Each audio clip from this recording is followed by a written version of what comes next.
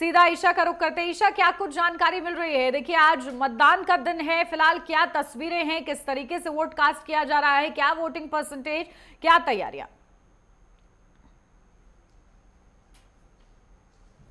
बिल्कुल उन्नति, अगर देखिए लोकतंत्र का ये महापर्व है। हरियाणा विधानसभा चुनाव 2024 को लेकर मतदान प्रक्रिया सुबह 7 बजे से शुरू हो चुकी है, जो शाम 6 बजे तक चलेगी। अगर सुबह की बात करें तो काफ़ी मतदाता घरों से बाहर निकले हैं, जिसमें जो बुजुर्गों की तादाद है बहुत ज़्यादा है। और इस वक्त मेरी मौजूदगी हरियाणा के पंचकुला के सेक्टर 17 में विजय पब्लिक स्कूल में है। सबसे पहले तस्वीरें आपको मैं मतदान केंद्र की दिखा देती हूँ।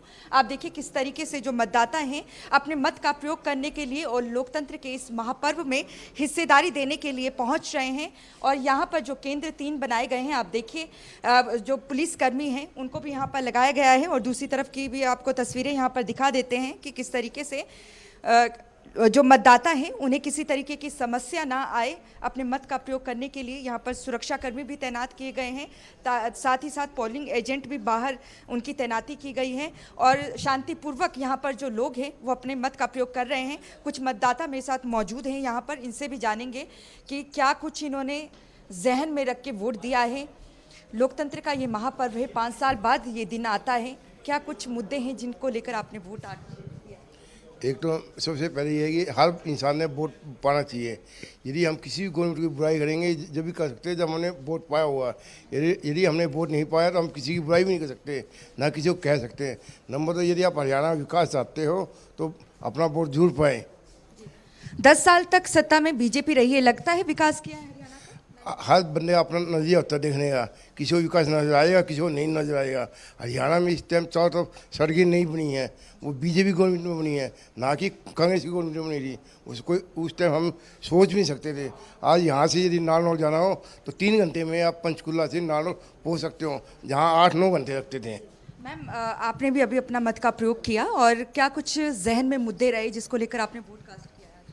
मैं एक्चुअली देखा जाए तो उस सरकार को वोट करना चाहिए जो कि हमारी कंट्री के लिए कुछ करे। आजकल देखो तो महंगाई बहुत ज़्यादा हो रही है, आम आदमी के मिडिल क्लास फैमिली के लिए तो बहुत मुश्किल हो गया है। तो मैंने उसी को ही देखकर वोट की है कि जो करे हमारे देश के लिए कुछ करे, हमारी पंचकुला के लिए कुछ करे, उसी को लेकर वोट किया है। मैम, आप बताएं महिला के तौर पर कौन से मुद्दे रहे हैं आपके जिसको यही मुद्दा है कि भी वोट सभी ने पाना चाहिए, मेरा यही कहना है। महंगाई बड़ा मुद्दा है? सबसे बड़ा मुद्दा है, महंगाई बहुत बढ़ती जा रही है दिन पे दिन, थोड़ा कम होना चाहिए महंगाई। आम लोग तो खरीद नहीं सकते ना महंगाई को, इसलिए यही कहना है। आप बताएं क्या मुद्दे रहे? मैं तो ये कहूँगी जी, जो देश को अच्छी तरह चला ले। हमने देश की तरफ देखना है, हमारा देश सही चलना चाहिए। राष्ट्र प्रमुख मुद्दा है आपके लिए? हाँ जी। राष्ट्र की सुरक्षा? हाँ जी, हाँ जी। तो लगता है कि 10 साल में विकास हुआ है यहाँ पर? विकास तो बहुत हुआ है जी, विकास तो पहले से बहुत अच्छा हुआ है। महंगाई मुद्दा नहीं है? नहीं, महंगाई तो है, महंगाई तो हुई है, परंतु विकास भी बहुत हुआ है।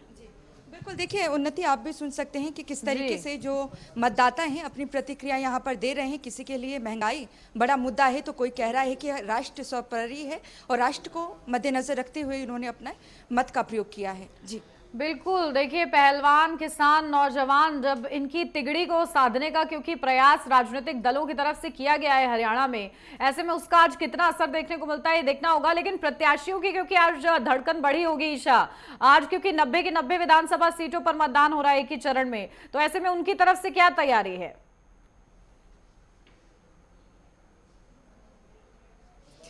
देखिए 90 विधानसभा सीटें हैं, बहुमत का आंकड़ा 40 है। मुख्य मुकाबला कांग्रेस और भारतीय जनता पार्टी के बीच में है, लेकिन टक्कर में इनेलो बसपा गठबंधन भी है, आजाद समाज पार्टी और जेजेपी गठबंधन भी टक्कर में है, आम आदमी पार्टी भी यहाँ पर टक्कर देती नजर आ रही है, और निर्दलीय भी चुनाव मैदान में है। कुल मिलाकर अगर बात करें प्रत्याशियों की तो 1031 उम्मीदवार इस वक्त चुनाव मैदान में हैं, जिनके भाग्य का फैसला आज ईवीएम में कैद हो जाएगा।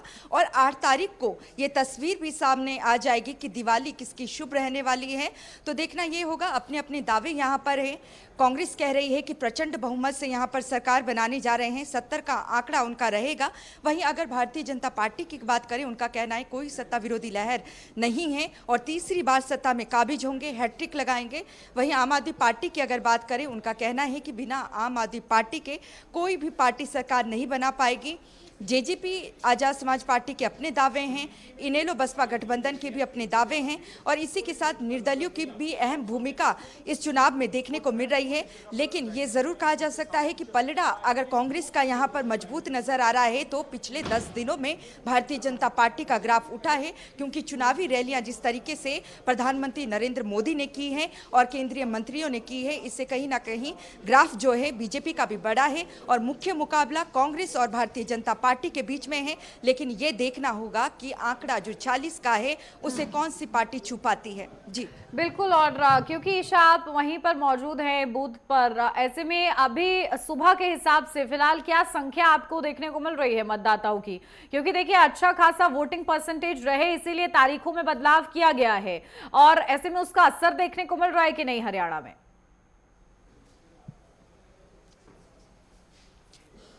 जी बिल्कुल, देखिए जिस तरीके से गांधी जयंती थी, इसके अलावा महाराजा अग्रसेन जयंती थी, जिसके चलते ये छुट्टियां काफ़ी हुई हैं। इसके अलावा बिश्नोई समाज राजस्थान में जाते हैं, इस दौरान उनका अलग मेला वहां पर होता है और यही वजह है कि छुट्टियां लगातार होने के चलते तब्दीली जो की गई है। और 2019 विधानसभा चुनाव, जो कि पिछला विधानसभा चुनाव रहा है हरियाणा का, उसमें 68% के करीब मतदान हुआ है और ऐसे में पूरी कोशिश यहाँ पर है चुनाव आयोग की कि जो मतदान है वो ज़्यादा हो। इसमें देखिए बुजुर्ग भी यहाँ पर हैं। सर, कुछ कहना चाहेंगे? आपने मत का प्रयोग किया है? हाँ जी, किया है। क्या कुछ मुद्दे रहे हैं जिसको जहन में रख के आपने वोट कास्ट किया है? ना, हमारा तो एक ही मुद्दा था कि भाई राष्ट्र की उन्नति होनी चाहिए। जी। तो आपको लगता है कि राष्ट्र का विकास किया है भारतीय जनता पार्टी ने? विकास हुआ है, विकास हुआ है। कांग्रेस कह रही है धर्म के नाम पर और जाति के नाम पर बांटती है बीजेपी। वो तो ऐसा नहीं जी, धर्म तो सबसे पहली चीज़ है। हर आदमी को अपने धर्म का पालन करना चाहिए।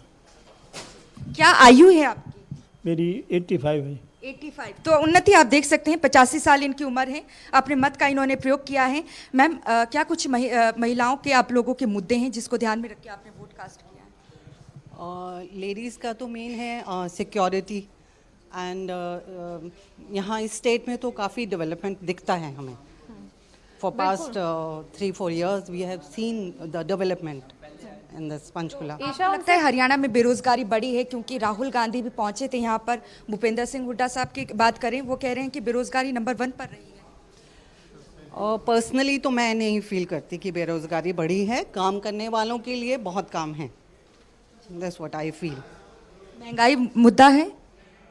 हो सकता है थोड़ा बहुत, पर ज़्यादा नहीं। जो काम कर रहा है उसके लिए कैसे महंगाई मुद्दा है? तो आपको लगता है कि बीजेपी ने विकास किया है 10 साल? डेफिनेटली किया, डेफिनेटली। देखिए, सभी के अपने अपने मुद्दे हैं उन्नति, और इनका कहना है कि महंगाई मुद्दा ज़रूर है, लेकिन दूसरी तरफ विकास को भी ध्यान में रखना चाहिए। उसी चीज़ को ध्यान में रखकर, उन्हीं मुद्दों को ध्यान में रखकर इन्होंने वोट कास्ट किया है। और यहाँ पर जो मतदाता भी हैं, उनका कहना है कि राष्ट्र सर्वोपरि है, धर्म भी सर्वोपरि है। तो अलग अलग मुद्दे हैं सभी के। और जिस तरीके से आप जिक्र भी कर रही थी कि दिल की धड़कन उम्मीदवारों की भी बढ़ गई है, तो ऐसे में यहाँ पर पिछली बार के आंकड़ों की अगर बात करें तो 68% मतदान रहा था 2019 के विधानसभा चुनाव में। इस बार चुनाव आयोग की पूरी कोशिश है कि जो ये मतदान प्रतिशत है इसे बढ़ाया जाए और पूरी कोशिश यहाँ पर की जा रही है। सुरक्षा के पुख्ता इंतजामात यहाँ पर पहले से ही कर दिए गए हैं ताकि किसी तरीके की कोई परेशानी मतदाताओं को नहीं आए। और लोकसभा चुनाव जो हाल ही में संपन्न हुए हैं, मतदान प्रतिशत जिस तरीके से घटा है वो एक चिंता का विषय है। और यही वजह है कि पूरी कोशिश चुनाव आयोग की है कि इस बार जो मतदान प्रतिशत है, जो पिछले चुनाव 2019 विधानसभा चुनाव में 68% रहा था, उसे ऊपर ले जाया जा सके। जी बिल्कुल ठीक है ईशा, लगातार आप नजर बना के रखिएगा। आज ये खास दिन है, हरियाणा में विधानसभा चुनाव हो रहे हैं। बहुत शुक्रिया आपका तमाम जानकारी के लिए।